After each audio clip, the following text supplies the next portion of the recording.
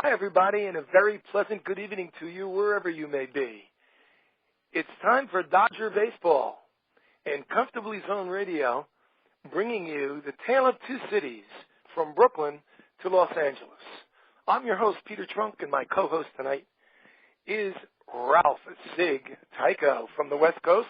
Before we start, Ralph, I want to play a little ditty that made the top 10 in Brooklyn in 1957. It's a guy named Phil Foster, and he's singing about O'Malley and the Dodgers.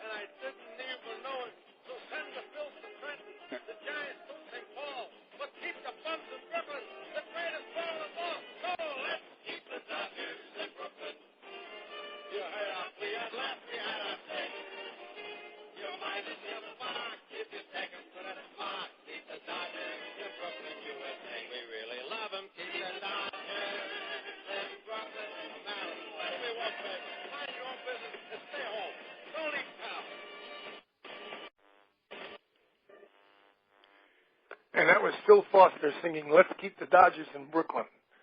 That's very cool, Peter. Nice to be here with you. Isn't that a good song? Oh, yeah. I love people that song. out there, how many people remember Phil Foster? He was a band leader. Sure. And one of those guys who would go, he'd be at Two Shores, he'd be hanging with ball players. He was in the real in crowd back in New York, and Brooklyn was his team. And later he was a Met fan. In the early years of the Mets, I remember he was happy that he and Pearl Bailey and a bunch of entertainers. But you know, I'm listening to the lyrics of the song as you're playing it, and it was kind of like made as almost like what would happen as a joke, and then it did happen. And all those things came true. It wasn't good times for the borough of Brooklyn, for the city of New York, but the borough of Brooklyn in particular really took the move very, very badly. To say the least. It ripped the heart right out of the borough of Brooklyn, I'll tell you that much. Yeah. It I really was did. living in Queens, so I didn't feel it that much. And from that standpoint, losing the Giants and the Dodgers, I felt it more in tandem as opposed to just the Dodgers. Because let's face it, without the Dodgers, the Giants had nothing going for them all those years, and without the rivalry and vice versa. That's what made it. And to lose both teams, and whoa, it was a mind bender, to say it nicely. Yeah, it was. It like you said, once one of the teams was going to go, and that was the Dodgers. They were number one. Once one of them was going to go, the other one had to go for many, many reasons, and that's exactly what happened. And you know, I read, and I know all of our listeners and you yourself have read many, many stories about how this whole thing came about and how it's just it leaves you incredulous. It leaves you shocked even all these years later that no one stepped up and took the bull by the horns and actually, you know, had the balls to say, wait a minute, stop the BS, stop all the politics and all that bullshit. What do we need? What do you need? How can we do this? How can we settle this? But no one did that. Robert Wagner, who was the mayor of New York City, was not a baseball fan at all. Robert Moses, although extremely powerful and could have done almost anything he wanted to at that time, also was not a baseball fan at all. And he was negotiating with O'Malley, and O'Malley did not make it easy for him. No. From one standpoint. From the other standpoint, he should have had the strategy, whatever it takes to deal with O'Malley. We cannot let this game get away. So he misjudged O'Malley's guile, actually, because he had a profitable franchise. Not just very profitable. It was the most profitable franchise in the National League at the time. Well, it was the most profitable franchise the last 4 years they were there, 57, 56, 55, and 54. It was the most profitable, money-wise, it was the most profitable franchise in all of Major League Baseball. They actually, someone did a money study on the whole thing, and the Dodgers made $400,000 during those last 4 years. They made $400,000 more than the New York Yankees made in those last 4 years. So O'Malley was sitting in tall cotton, as Red Barber would say. He had it made. O'Malley had made up his mind, and I've said this on many shows, my own and other people's shows. O'Malley had his mind made up years before 1957, believe me.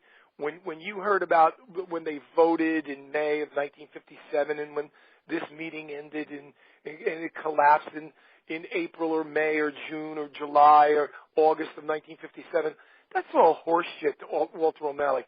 Walter O'Malley had made up his mind years and years before this when he got the concrete offer. Now, he got offers way before 1956. He got offers in 1950 from Los Angeles. When he got the concrete offer in 1956, he actually went out to L.A., on his way to Japan after the sixth series and traveled around in a helicopter looking at Chavez Ravine, wearing a button in his lapel, and I have a button, exactly the same button, a blue button with white lettering. Keep the Dodgers in Brooklyn. Now, that fat son of a bitch went out there and actually was playing it against the Los Angeles officials on how he was pretending that he was keeping the ball club back in Brooklyn so that they would come through with all of those unbelievable promises that they had made to him. He played it both ways. He played it both ways. He told the people in Brooklyn he was trying his best to stay in Brooklyn. That was a lie, okay? But what he was telling the people in Los Angeles was that he was also trying to stay in Brooklyn, which was a lie, to play it against them. So they would say, oh, no, it's so close. We wanted the Washington Senators, but now we can get a championship team. We'll offer them this. We'll offer them that. We'll offer them this. We'll offer them that. We'll offer them this. And they offered him everything. Everything. And he knew he was moving. Believe me, he knew. Yeah. We as little kids, me as a 10, 11-year-old, playing Little League and wearing my Brooklyn cap around, and,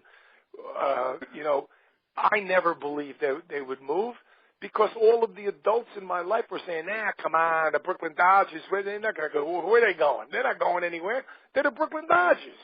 And so I believed them, they wouldn't lie to me, and I didn't get it through my thick little skull back then until I saw them on television, and they actually had L.A. on their cap. And, I remember that, and I remember it's like a stab. It was a stab in the heart. It was a stab in the heart. It really was. It was horrible. It was horrible. And Walter O'Malley is the number, no matter what revisionists try to say, Walter O'Malley was the number one villain, the number one liar, the number one horrible, horrible Satan. And if you don't think baseball meant a lot to the people in Brooklyn, you don't know your history. I hear it in your voice as a 10-year-old kid. And you want to know something? This is all these many years later. Right. All these many years later. And you don't feel any differently. Right. And fine baseball fans in their 40s and 50s, just a little bit too young, they're all like, well, it was Moses' fault. I read so-and-so's book. Moses was the culprit. Rockefeller was the culprit. Mayor Wagner was the culprit. No. Walter O'Malley was the culprit. It was he who moved the Dodgers from Brooklyn to Los Angeles. And he takes the brunt of all the blame. Were the other people helpful in keeping me in Brooklyn? No, they weren't. They greased the skids. But Walter O'Malley had his mind made up, and that's the end of that. He had his mind made up, and that was it. He was going to move that team. He was going to make all that money. He was going to make a barn full of money, a silo full of money out there, and he did. And you know what? People say, oh, what a great guy, He opened up baseball to the West Coast. That's all bullshit. Baseball was going to open up to the West Coast in the next year or two after that anyway. They were going to expand. They had to go west of the Mississippi River. Let's face it, television was becoming gigantic then. Cable TV was in its infancy around the globe and stuff. Walter O'Malley did nothing. Walter O'Malley wanted to line his pockets, and that's what he did. And after his death, his son Peter and the entire family gave millions of dollars and had dinners and all these things to get the old man into the Hall of Fame, and it worked. Yeah. They got him into the Hall of Fame. He's in the Hall of Fame. Which is incredible to me that he's in and Marvin Miller remains out. Gil Hodges remains out. It's a disgrace. Hodges is out. Joe Jackson is out. Shoeless Joe. He's not in there. Or even Rose at this point, for Christ's sake. Many people say Pete Rose, right, before he dies or whatever. Now what I'm hearing is all of these writers are getting soft on the steroid guys, and they want to vote them in. They're voting in McGuire and Sosa and Palmieri. I don't think McGuire and Sosa are Hall of Famers on their whether they used or not. Well, Clemens. But Clemens is a Hall of Famer. Bonds. Harry Bonds is a Hall of Fame. Absolutely. Sure. And as the older I'm getting and the more I'm talking to people like Golenbach, he says you basically have to compare generation to generation. You can't compare, say, a Barry Bonds to a Musial. Well, that ruins it all for me because based on that, you can't really have a legitimate debate with any authority of who you would take to play left field. Would you take Musial? Would you take Williams? He's the hitter. Because Barry's stats are inflated, but his pre-steroid stats puts him as a candidate up there and makes it an interesting argument. And now it isn't that, but comparing generation to generation and assuming that in his era, most everybody had the opportunity. Now, Barry just happened to work with designer people. He put his money into it. And, the West Coast was the mecca for it. And Canseco and McGuire had access to the same folks. But it was all done with the permission from top to bottom in baseball. The owner knew about it. The bat boy knew about it in the minor leagues. So, do you exclude them for playing the game as it was set up? Or you could take the devil's advocate. How about the 26th man that didn't make it because he was clean and refused to compete and put his body at risk, which hasn't even come out yet, what the ill effects, long-term effects on steroids. It's come out, but it's been hidden.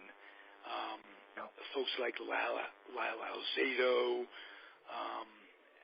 suffered terribly, and I believe that Bobby Bonds suffered from the ill effects. Bobby, who was a batting coach, a paunchy old guy, as a batting coach with the Giants, when Barry becomes a Giant and they hire him as the batting coach, and all of a sudden, Bobby is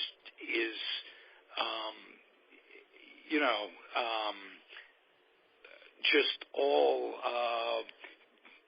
tweeted out his whole body. Can't think of the word I'm looking for. You know what I'm saying? And he's using, and he had some terrible side effects. And I can tell you that anything steroidal connected, including cortisone, all that, anything, is going to tear down people's bodies, long-term and short-term.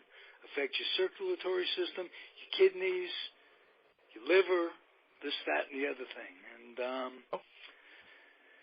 so, do you put them in? It's still an argument. Well, I'm beginning to think you put Clemens and Barry Bonds in. Now, Pete Rose is another thing with the gambling and another debate and the sign in the clubhouse and his refusal to just cop to it. It's always, that's how it is in politics, everything. It's the denial and the lies that cover it up. But there's a lot of horses' asses in the Baseball Hall of Fame. Yeah. And Pete Rose would not be the first horse's ass to be inducted. I'm losing you, Peter. Peter? Pete Rose, can you hear me? Yeah, now it's better. Hello? Okay. Yes. Pete Rose would not be the first horse's ass to be elected into the Baseball Hall of Fame. It's true. Okay. So, you can claim, well, he lied, he didn't cop to it, he didn't do this, he didn't. I have to agree 100%.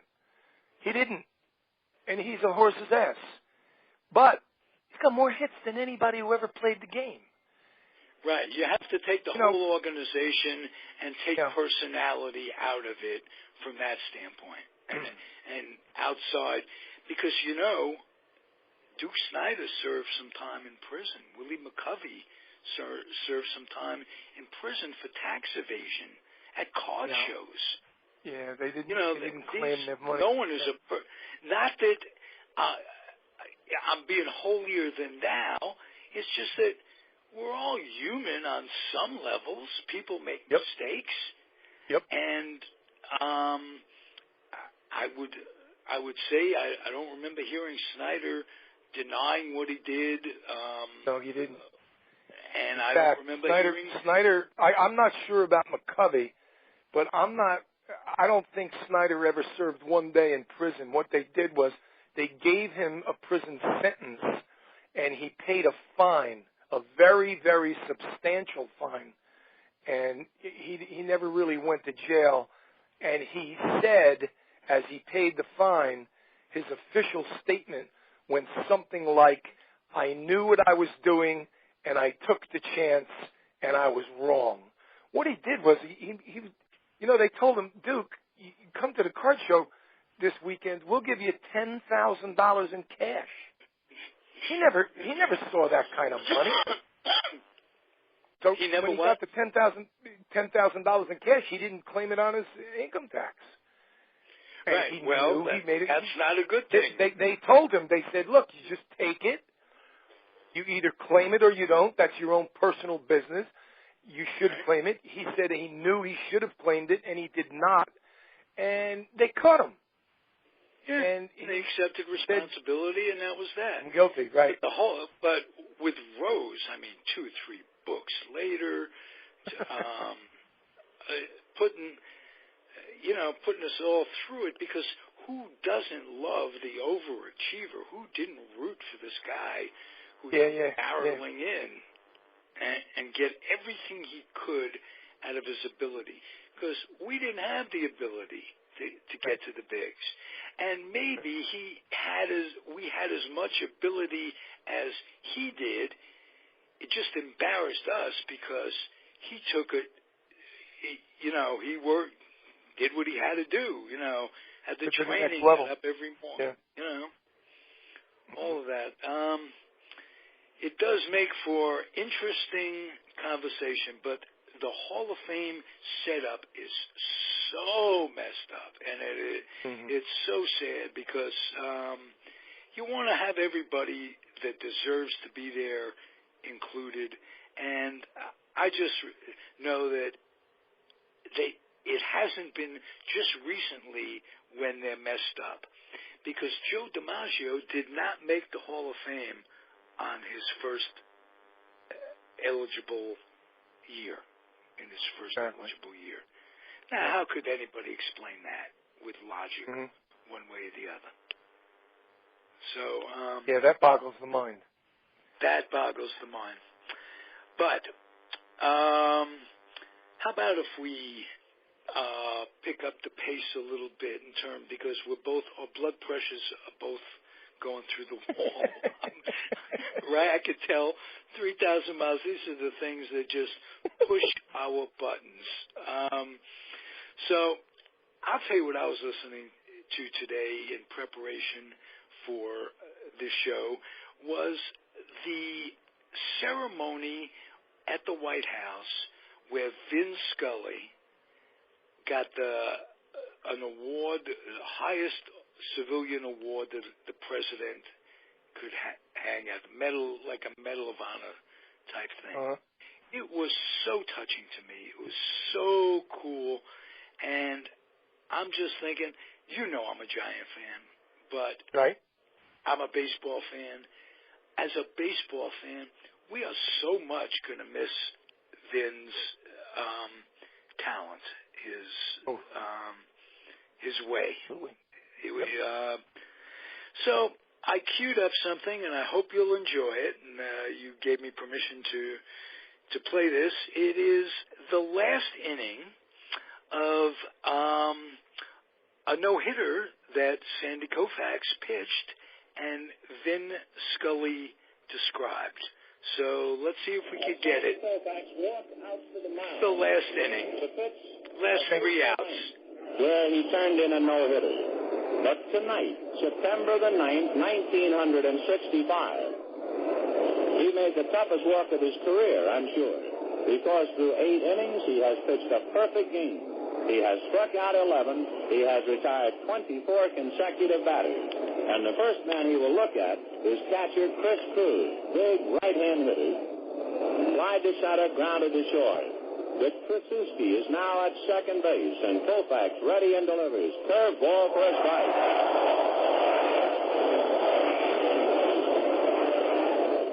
0-1 the count to Chris Cruz. Out on deck to pinch hit is one of the men we mentioned earlier as a possible Joey Amalfitano. Here's the strike one pitch to Krug. Fastball swung on and missed. Strike two.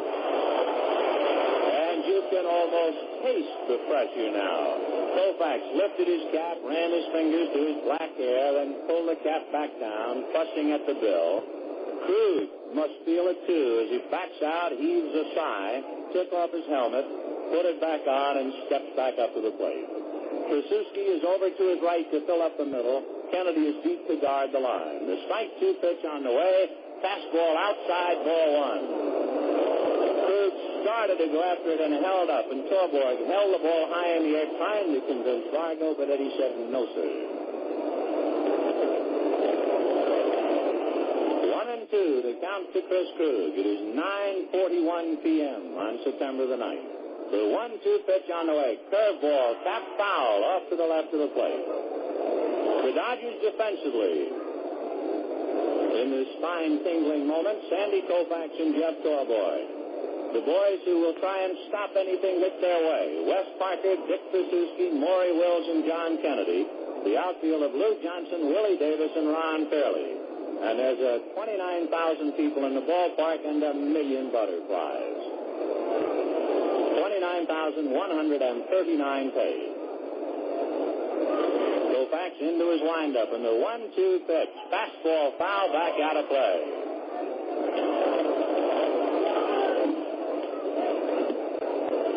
In the Dodger dugout, Al Ferrara gets up and walks down near the runway. And it begins to get tough to be a teammate and sit in the dugout and have to watch. Sandy, back of the rubber, now toes it. All the boys in the bullpen straining to get a better look as they look through the wire fence in left field. 1-2, the count to Chris Krug. Koufax, feet together, now to his windup in the 1-2 pitch. Fastball outside, ball two. A lot of people in the ballpark now are starting to see the pitches with their heart. The pitch was outside. Torborg tried to pull it over the plate, but Vargo, an experienced umpire, wouldn't go for it.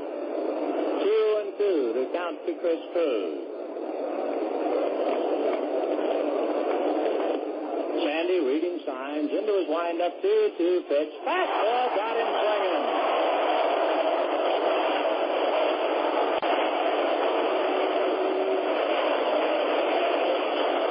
Koufax has struck out 12. He is 2 outs away from a perfect game. Here is Joe Amalfitano, the pinch hit for Don Kessinger. Amalfitano is from Southern California, from San Pedro. He was an original bonus boy with the Giants. Joey's been around, and as we mentioned earlier, he is up to beat the Dodgers twice, and on deck is Harvey Keene. Kennedy is tight to the bag at third. The fastball is strike.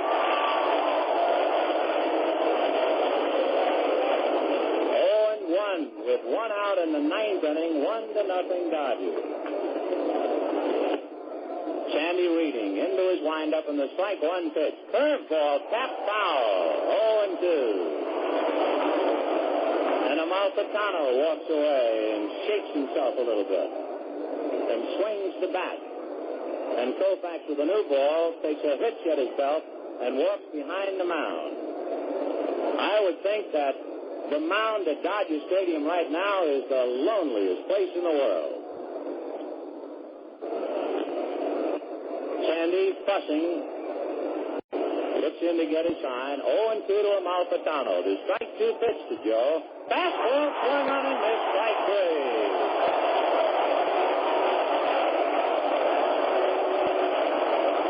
He is 1 out away from the promised land. And Harvey Keene is coming up.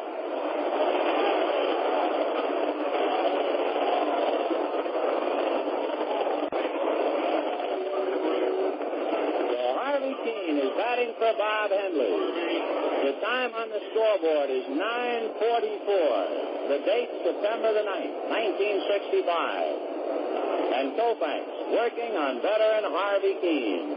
Sandy into his windup, and the pitch, a fastball for a strike. He has struck out, by the way, 5 consecutive batters. And that's gone unnoticed. ready, and the strike one pitch. Very high, and he lost his hat. He really forced that one. That's only the second time tonight where I have had the feeling that Sandy threw instead of pitched, trying to get that little extra. And that time he tried so hard his hat fell off. He took an extremely long stride to the plate, and Torborg had to go up to get it. 1-1 to Harvey Keene. Now he's ready. Fastball high, ball two. You can't blame a man for pushing just a little bit now. Sandy backs off, mops his forehead, runs his left index finger along his forehead, dries it off on his left pants leg.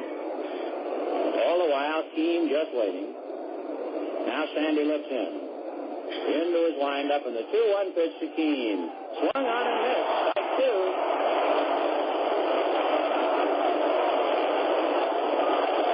It is 9:46 p.m. 2-2 to Harvey Keene. One strike away. Sandy into his windup. Here's the pitch. Swung on and missed. A perfect game.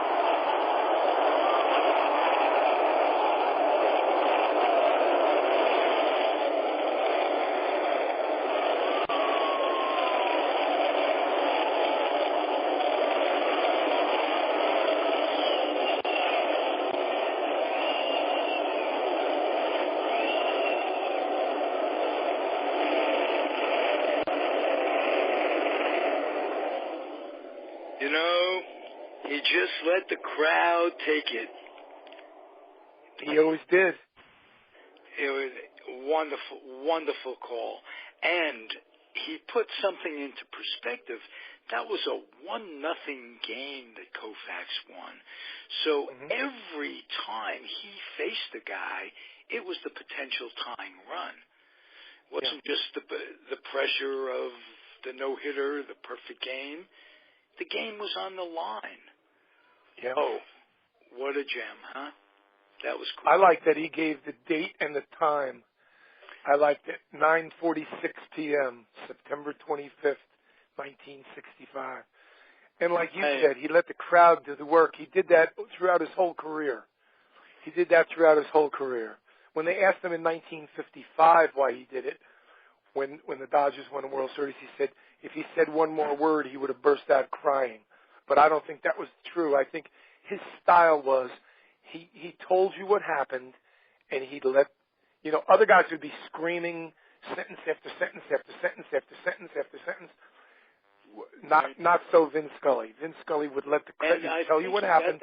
He must have gotten that from Red Barber. Red Barber had that very similar style. Yes, he did. There it is. Right. Kind of thing. He just put it out there. There it is. And he'd let the crowd take over, because it's what was said leading up to it. It isn't the moment. You can't say more than he said, and he knew it. He'd already peaked, and they both peaked at the same time. That gives me goosebumps, and I can imagine if I were a Dodger, it would... Gave me goosebumps, and I've heard it 100 times. Like I say, as a baseball fan, excellence, par excellence on both sides, which gives me an appreciation. The hero worship, we never would have had the skills to be the players, but there's a lot of guys out there that we can compare ourselves to, good, bad, or indifferent, and say, well, with this, another change here, another break here.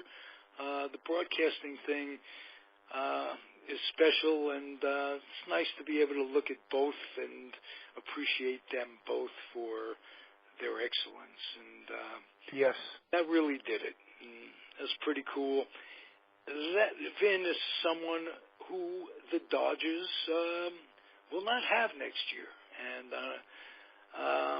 I think more emphasis will be put on the team itself, which may lead to some pressures. But going in, they just signed the relief pitcher Jansen. Corey Seager was Rookie of the Year, well-deservedly at shortstop. And I have a hunch, Peter, just as an outsider looking in, knowing that I saw natural ability in Puig that when he first came up that could not be denied, and that has seemed to have gone away. I think Dave Roberts, from what I hear, has him on the right track with a nutritionist, and he's still young enough that this guy could turn out to be the Los Angeles Dodgers' future. Do you believe he can make that adjustment, that headset adjustment? You know what? You and I are old enough to know that he who tries to predict in baseball usually comes out looking like a damn fool. But this kid, Puig, has so much going for him. If he could straighten his head out, everybody says the same thing. I'm not so sure that he could be the future of the Dodgers, however, at this juncture. If I were to make a guess, and like I prefaced my remarks by saying everyone's guess is as good as everyone else's guess, but my guess is that Puig will have one giant year, maybe two. I don't know why I say that, but I don't know if this is going to be the season. I don't know if he will have it with the Dodgers. I don't know if he'll have another mediocre season, get traded, and then have a sensational year. I see Puig having a Bryce Harper, Mike Trout couple of seasons, and then going back to whatever. I don't think I hope I'm wrong, but I think he's going to have one, maybe two incredible seasons. But that's going to be the hallmark of his career. I don't think he's going to all of a sudden take off and become anything tremendous for the next 7 or 8 years. I just have that. I think he's going to get hurt again. I don't. Moving forward, the Dodgers, you mentioned that they signed Jansen, their closer.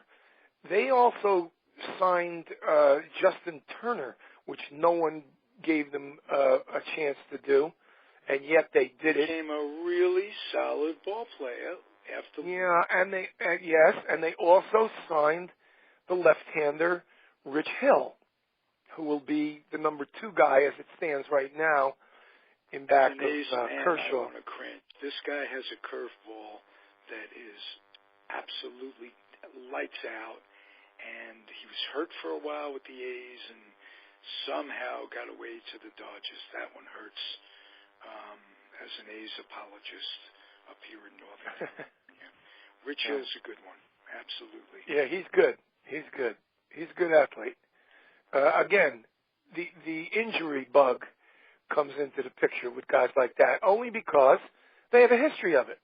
And when a guy has a history of it, you almost wait for it to happen.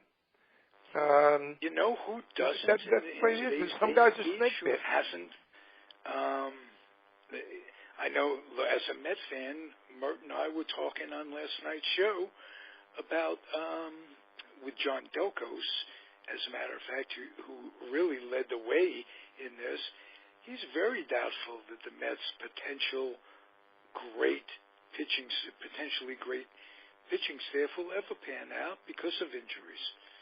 And that's always very, very sad.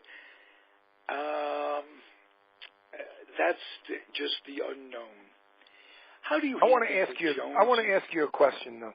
Yeah, I got to ask this because I asked this to a lot of older guys like ourselves, and I never got a good answer. Maybe you can give me a good answer.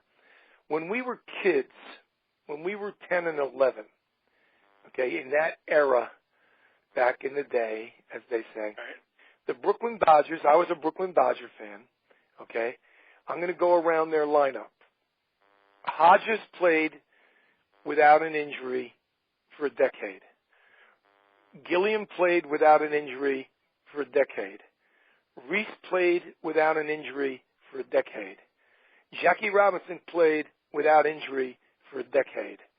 Duke Snider played without injury for a decade. Carl Furillo played without injury for a decade. Roy Campanella had a couple of operations on his thumb, and then, of course, the horrific traffic accident. But by and large, all of those guys on the Dodgers were all great ball players. Many of them are in the Hall of Fame. They never got hurt. Never got hurt. In a decade. In a decade, they never got hurt. These guys today, they play for a season, and then all of a sudden they're hurt. How did he get hurt? He got hurt swinging in the cages. What did he hurt? A core muscle. A core muscle? Now, right. I took kinesiology. I took kinesiology in college, and I took kinesiology of exercise in college, Montclair State. I have yet to find out what is a core injury and why are you out 6 to 8 weeks. It didn't happen to Furillo, Snider, Hodges, Robinson, Reese. I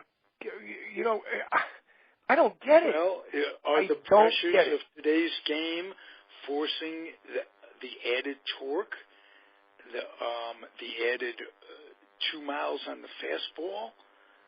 Does that cause it? Is it, you're up against, they're playing for such big bucks. You're up against so many people, different countries, this, that, and the other thing.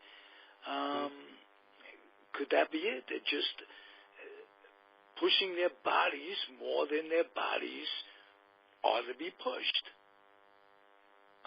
Also, back then, no ball players in the 40s and 50s that I remember ever lifted weights.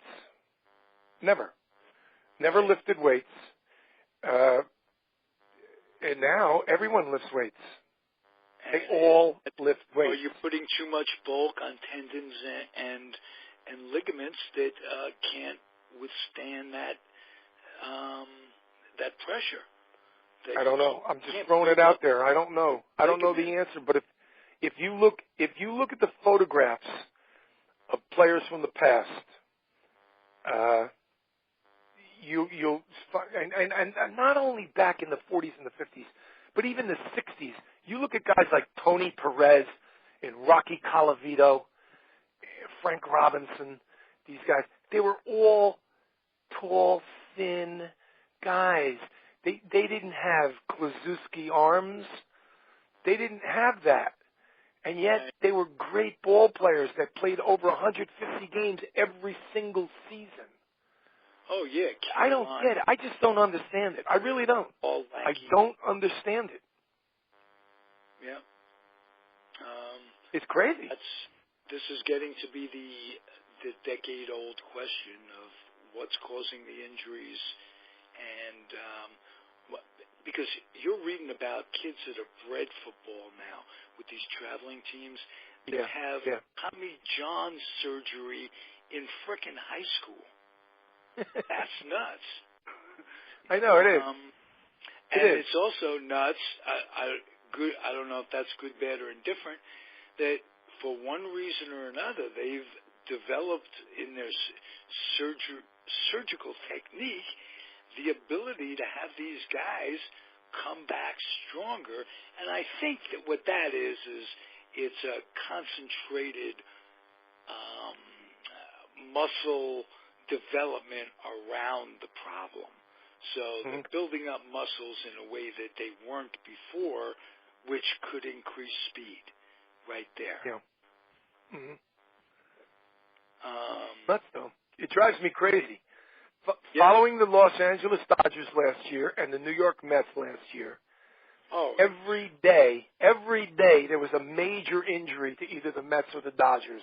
Every time I went on to ESPN, every time I logged on to my, sports thing on my computer, another Met was going down. Another Dodger was going down. Then the next day, another Met was going down. Then they would say, so-and-so is on his way back. He's going to make a minor league start or two, and then he's going to be back. He's coming back, and then this guy's coming back. Then another guy would get hurt. Then another guy would get hurt, and another guy would get hurt. It's just crazy. It's just absolutely crazy. I know. Absolutely, Crazy. That's why on my computer simulation baseball games, I turn off the injury factor. No one ever. I used to do that too. Stratomatic, I used to turn off the injuries. Really? Yeah. Same mindset. Who the hell wants the season decided because of a freak injury? Right. Who wants a career decided? But it's not just our generation that we're living in now.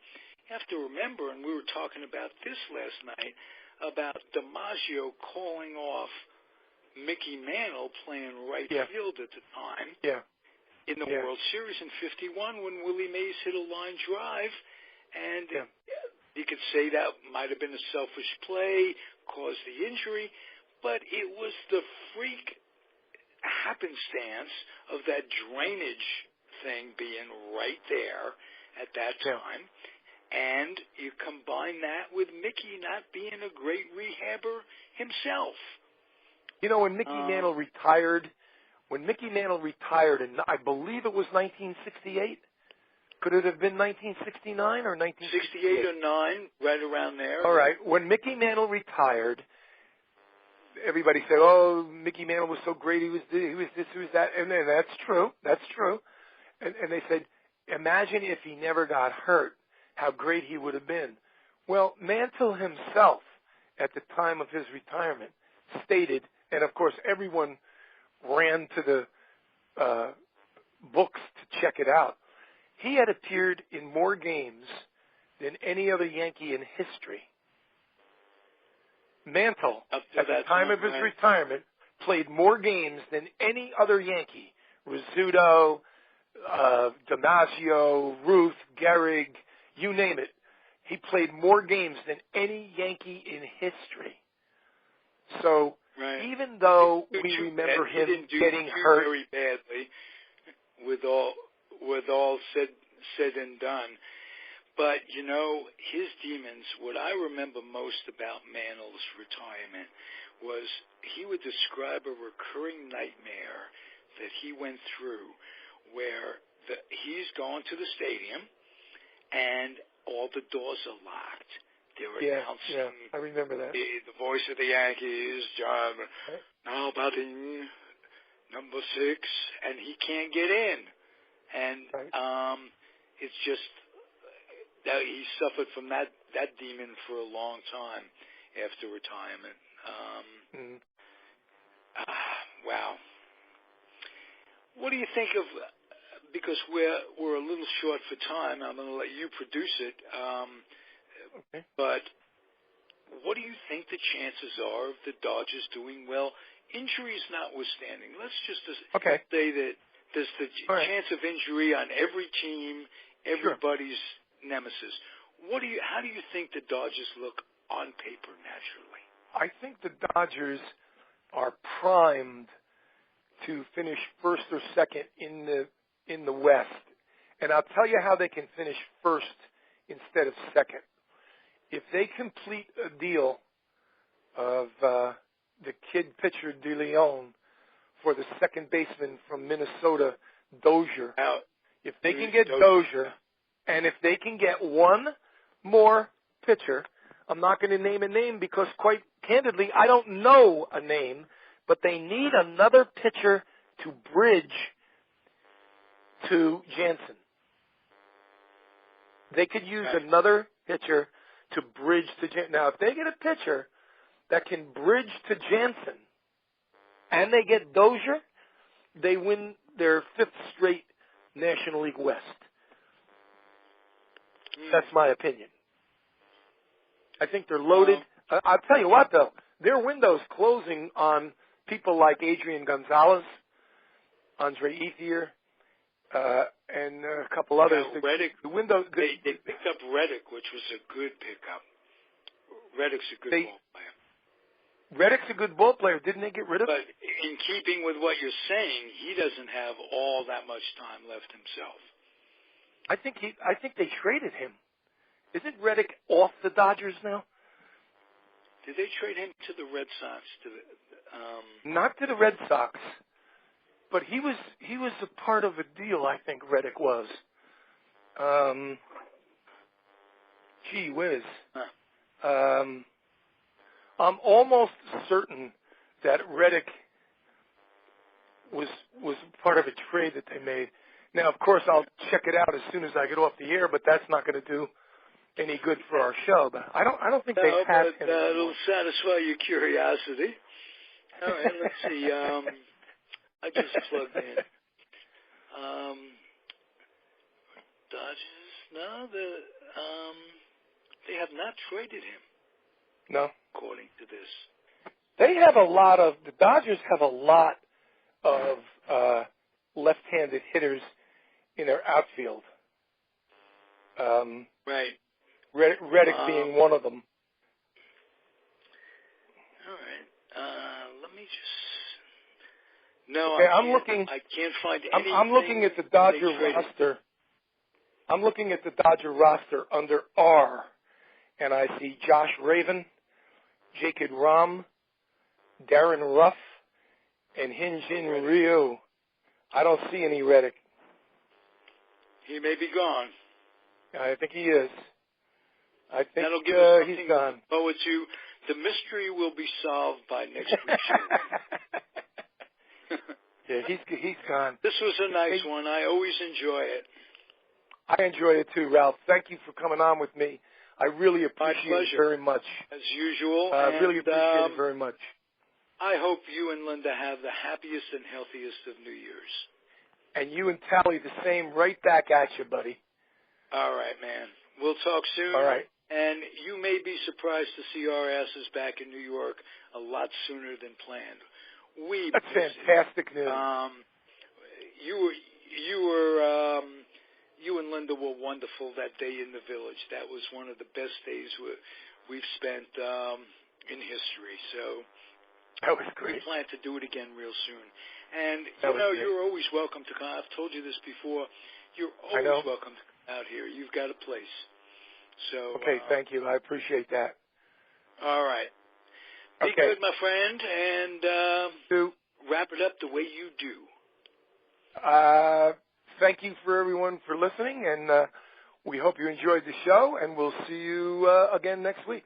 Bye-bye.